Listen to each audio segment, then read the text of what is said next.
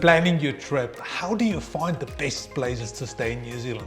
In this video, I'll talk about your options for accommodation in New Zealand. I'll keep it interesting, not only focusing on classic motels and hotels, but include boutique hotels, luxury lodges, stylish bed and breakfast, farm stay places, and cottage stays. So stay put, you will be amazed on the accommodations options we have available in New Zealand. Hi, my name is Michael Nies. Over the past 30 years, I've been a tour guide and a travel agent for New Zealand. I have literally visited hundreds of unique places to stay and have designed thousands of travel itineraries in New Zealand. My favorite places to stay is often those smaller, more authentic places. Many of my clients think the same way, so I thought it's about time to make this video and show you the smaller and more authentic places to stay. To get you a head start, I will share my personal top accommodation picks for each of those accommodations I will talk about. So let's get started and tell you more about the best places to stay in New Zealand. Number one, the classic mainstream New Zealand hotels are like any other hotels around the world. They have 24/7 access to reception, access to services, and often are centrally located. So you most likely understand what you will be getting. That's a plus, but also a minus for a rather special holiday trip. You want to have different experiences, such as meeting the local people, immerse yourself into the local scene. Some hotels can be pricey for what they actually offer. What we tend to all resent is those added charges like early check-in, parking, in-room snacks, etc. My favorite hotel pick for the mainstream hotels is the QT Hotel in Auckland, which has a great location right at Viaduct Harbour. It has restaurant on site and a cool rooftop bar. It's a great place when you start your trip in Auckland.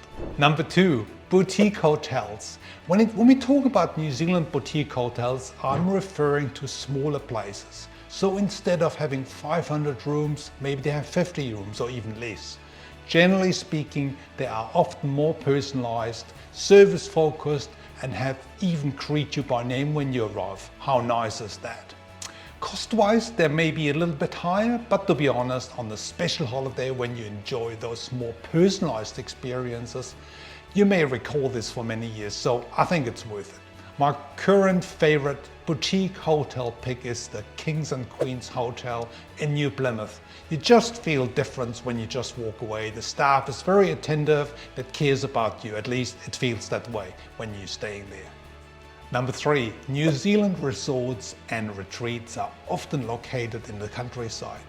They are usually in a beautiful setting with amazing scenery.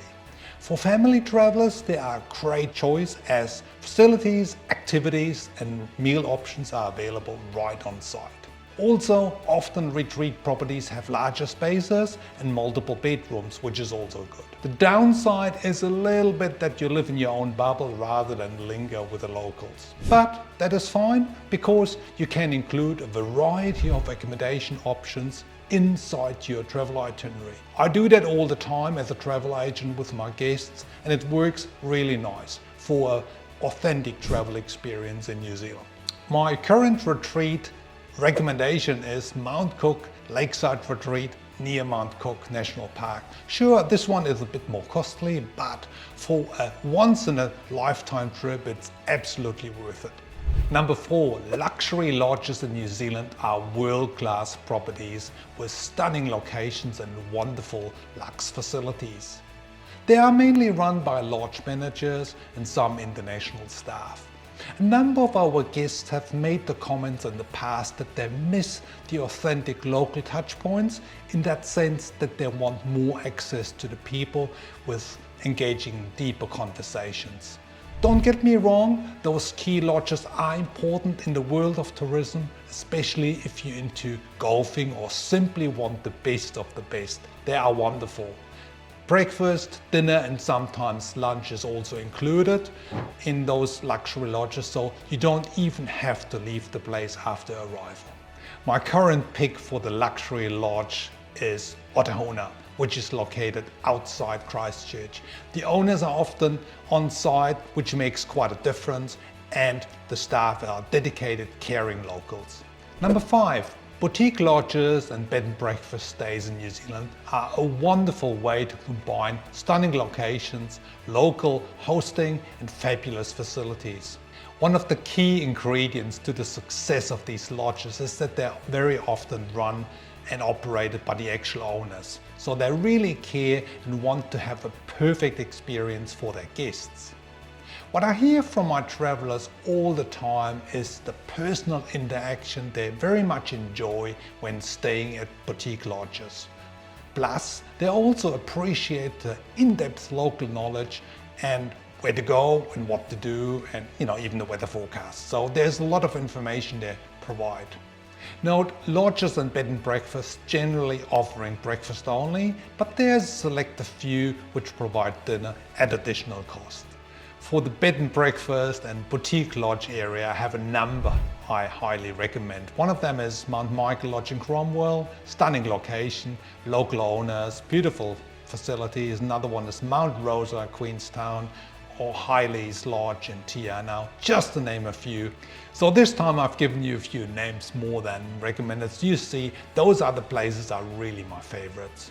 Number 6, farm stay in New Zealand. Visiting a farm stay accommodation in New Zealand is often a great desire for international travelers. However, hosting guests is not always possible for full-scale farming operations. It's just a matter of finding the right place with a great host and great rural environment.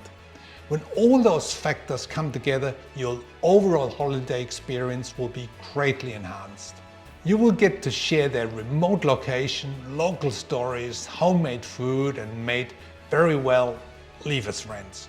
So a farm stay in New Zealand really provides a deeper level of travel experience. These days, many of my guests are looking for this. My current farm stay picks is Cabot Lodge in Fiordland area. It's run by a local couple. You have first-class accommodation and are able to go on a farm tour, including a beekeeping session. How cool is that? Number 7, cottage stays are an excellent way to adding another level of local New Zealand experience. This could be a vineyard cottage or a farm cottage or simply a glamping setup, which has become more common over the past few years. At the end of the day, with a cottage stay, you will get a more independent travel experience. Food provisions are often provided and meals are self-prepared. Privacy is a very important part of this experience. Some of them are in such remote locations that they are able to be totally walled by glass.